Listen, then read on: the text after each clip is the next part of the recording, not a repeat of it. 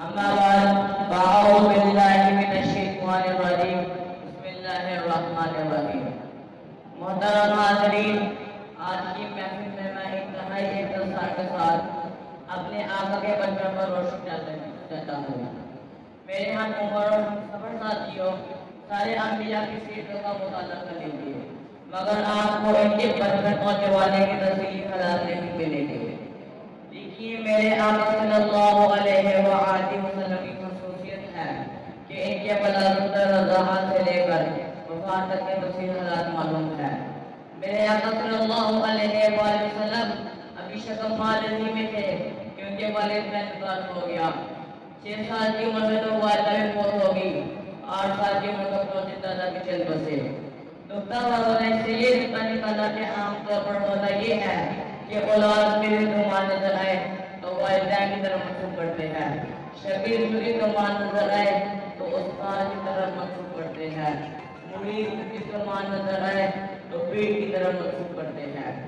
اللہ تعالیٰ نے آپ صلی اللہ علیہ وآلہ وسلم کو تعلیم و تربیت کے ظاہری سہاروں سے محروم فرما کر براہ راست اپنا سہارا عطا کر دیا، تاکہ آپ صلی اللہ علیہ وسلم کو دیکھ کر وہ یہ نہ کہے کہ والدہ کی تربیت نے کیا ہے، دادا کی تربیت کا ثمرہ ہے، یہ فلاں استاد اور شیخ کی صحبت کا اثر ہے۔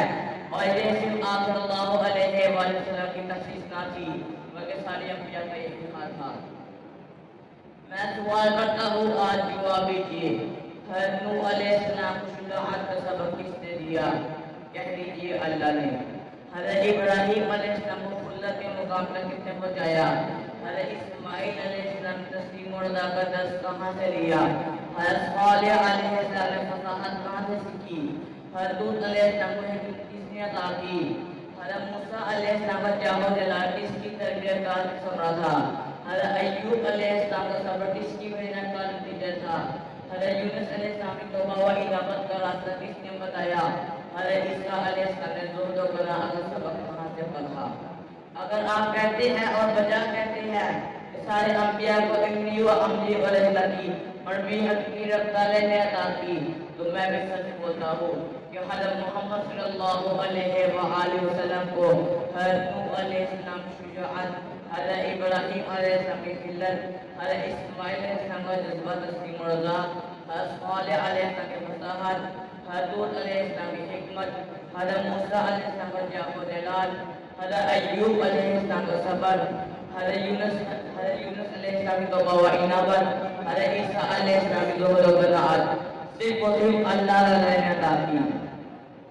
آپ صلی اللہ علیہ وسلم کی کمالات نہ والدین کی تربیت کا نتیجہ تھے، نہ کسی استاد کی تربیت کا ثمرہ تھے۔ اس لیے تو یہ ممکن ہوا کہ ایک زندگی میں کئی زندگیاں اور ایک سیرت میں کئی سیرت جیسے بڑھ کر سما ہو گئی۔ انسان جو کتنا جاہل اور احمق ہے، کتنی آسانی سے دھوکہ کھا جاتا ہے، کبھی سنکڑیوں کو موتی اور کبھی موتیوں کو سنکڑی سمجھ لیتا ہے، زہر کو دریا اور دریا کو زہر جان لیتا ہے، دوست کو دشمن اور دشمن کا دوست یقین کر لیتا ہے۔ جس بچے کو خواتین اسے چھوڑ رہی تھی کہ اس کی والدہ سوائے حاصل ہونے کی بھی نہ تھی، لیکن وہ خاتون نے کر بھی کیا سکتی تھی، کیونکہ اللہ تعالیٰ نے عدل سے سعادت حضرت حلیمہ سعدیہ کے مقدر میں دی تھی۔ حضرت حلیمہ سعدیہ فرماتی ہے کہ حضرت محمد صلی اللہ علیہ وسلم کو جب میں گھر لائی تو خوشخواجت دل محسوس ہونے لگی۔ کہاں تو یہ حال تھا کہ میری چھاتی میں اتنا دودھ بھی نہ تھا کہ میرا بیٹا پلا بھی نہایت سیر ہو کے پی سکے۔ کہاں تو یہ حال ہو گیا کہ میری چھاتی میں اتنا دودھ اتر آیا کہ اب محمد صلی اللہ علیہ وسلم نے بھی سیر ہو کر پیا اور عبداللہ بن حارث نے بھی۔ یہی نہیں بلکہ سیرت ہماری اونٹ نے بھی اتنا دودھ دیا کہ ہم دونوں پیا بیوی نے بھی خوب شگم سیر ہو کر پیا۔ مکہ سے واپس چلتے ہوئے ہماری لاغر چھوٹی سب قافلوں سے آگے نکل گئی۔ ہم سفر عورتوں کو بہت عجیب ہوا کہ یہ وہ عورت تھی جو سب سے پیچھے ہٹی تھی، آج سب سے آگے کیسے نکل گئی؟ لیکن انہیں کیا خبر تھی کہ سواری رچے وہی ہے، مگر سوال بدل گیا ہے۔ جب سوال بدل جایا کرتا ہے تو سواریوں کے انداز بدل جاتے ہیں، جب امام بدل جاتا ہے تو مقتدیوں کے حال بھی بدل جاتے ہیں۔ جب قائد بدل جاتا ہے تو پیر اور بار کا میزان بدل جاتا ہے. حضرت حلیمہ فرماتی ہے کہ حضرت محمد صلی اللہ علیہ وسلم کی وجہ سے مجھے ہر چیز میں برکت محسوس ہونے لگی. سواری میں بھی برکت, چرخ میں برکت, بکریوں میں بھی برکت, ہر طرف برکت ہی برکت. میرے دوستوں اور بزرگوں, یقین کر لو آقا صلی اللہ علیہ وآلہ وسلم کی ولادت میں برکت تھی. آقا صلی اللہ علیہ وآلہ وسلم کی تعلیمات میں برکت ہے. آقا صلی اللہ علیہ وآلہ وسلم کی غلامی میں بھی برکت ہے.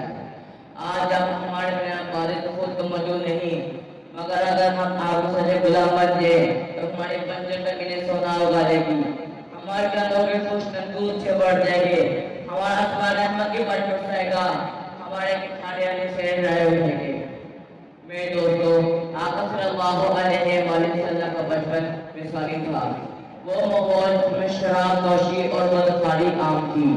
لوٹ مار اور قتل و غارت کا دور تھا. اس ماحول میں بھی آپ صلی اللہ علیہ وآلہ وسلم نے ایسا بچپن گزارا اور صدیق اور امانت میں ایسا نہ پیدا کیا کہ آپ صلی اللہ علیہ وآلہ وسلم کا لقب بھی صدیق اور امین مشہور ہو گیا. جناب محمد علی فرماتے ہیں کہ آقا صلی اللہ علیہ وآلہ وسلم کو میں نے کبھی بھی قلب بیانی یا کسی کی غیبت کرتے ہوئے اور بچوں کے ساتھ کھیلتے ہوئے کبھی نہیں دیکھا. اللہ تعالیٰ ہمیں آقا صلی اللہ علیہ وآلہ وسلم کی جوانی, آقا صلی اللہ علیہ وآلہ وسلم کی بچپن, آقا صلی اللہ علیہ وآلہ وسلم کی ساری زندگی کو نمونہ فرمانے کی توفیق نصیب فرمائے. آمین. وآخر دعوانا ان الحمد للہ رب العالمین.